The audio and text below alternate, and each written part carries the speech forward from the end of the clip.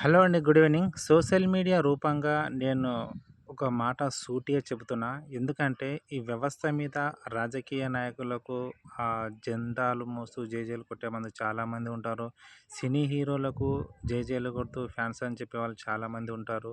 So, నేను చెప్పేదంటే social media రూపంగా 100కు 100% ఎవరైతే సినిమా హీరోలకు గానీ, రాజకీయ వ్యక్తులకు గానీ జెండాలు కొట్టి జేజేలు కొడుతున్నారో ఇకపైన మీరు బంద్ చేసేయండి.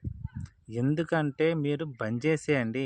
ఎందుకంటే సోషల్ మీడియా ద్వారా చూసుకున్నా గూడా ఈ సమాజం మీద కనీసం ఆ పూటకు కష్టం చేసుకొని బతికే వ్యక్తులే ఈ సమాజానికి చాలా హెల్ప్ అవుతున్నారు.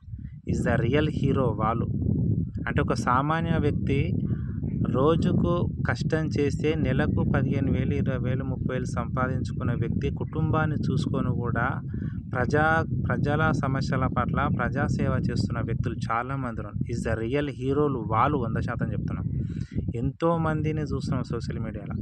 మొన్న వారం రోజులో 3 రోజులు అవుతుంది. ఒకన్న తన సొంత కార్ అంటే చాలామందికి ఇష్టం. రీసెంట్‌గా లేసిందే తారు, జిప్పు, కారు.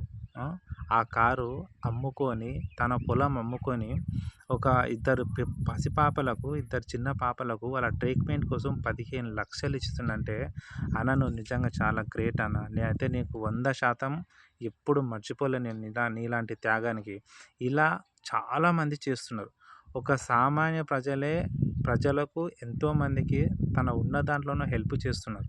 మరి అలాంటప్పుడు ఈజ్ ద రియల్ హీరోలు వీళ్ళనుకోవాలి. 100% మనం ఫ్యాన్స్ అయితే వీళ్ళకి కావాలి. వీళ్ళని మనం ఇన్స్పిరేషన్‌గా తీసుకొని మనం హెల్ప్ చేయాలి. అంతే తప్ప గానీ సమాజం ఇన్ని జరుగుతున్న గూడంగా డబ్బులు కూడబెట్టుకొని, డబ్బులు పోగేసుకొని వాళ్ళ ఆస్తులు సంపాదించుకునే వ్యక్తులకు కాదు మనం జేజేలు కొట్టాల్సింది. బాగా గుర్తుంచుకోండి.